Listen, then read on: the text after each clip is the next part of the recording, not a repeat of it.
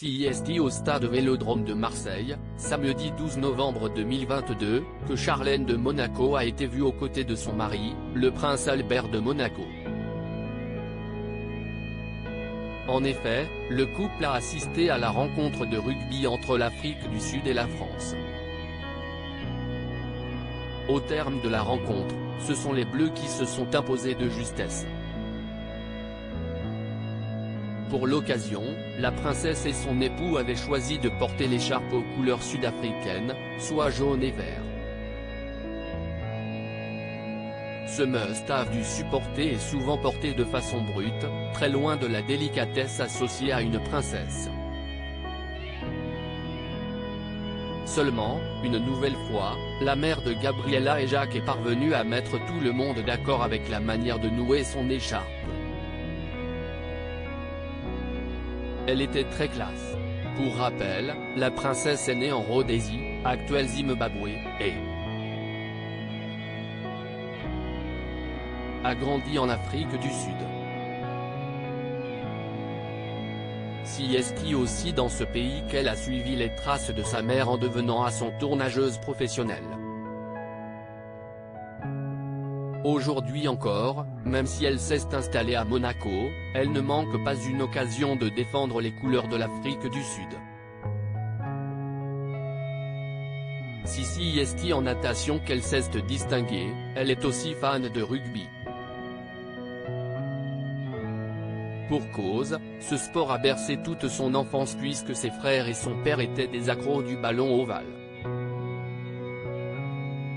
Elle a donc pris beaucoup de plaisir lors du match entre l'Afrique du Sud et la France. Avec son écharpe, elle a apporté tout son soutien aux Springboks.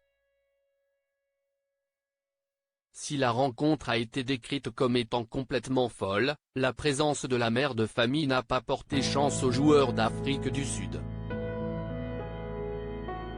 Charlène de Monaco a assisté à une rencontre très violente en effet, au bout de la rencontre, CIST la France qui s'est imposée, 30-26.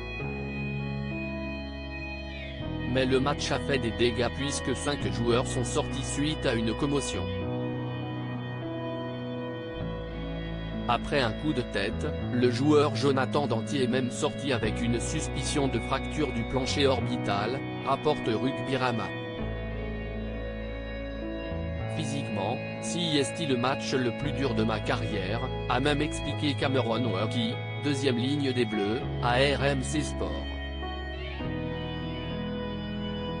En face, on avait des monstres. C'était compliqué de rivaliser. On a fait 20 bonnes premières minutes. On n'a pas lâché l'affaire. Il fallait ne pas respecter notre corps comme dit Fabien Galtier, le sélectionneur de l'équipe de France, note de la rédaction.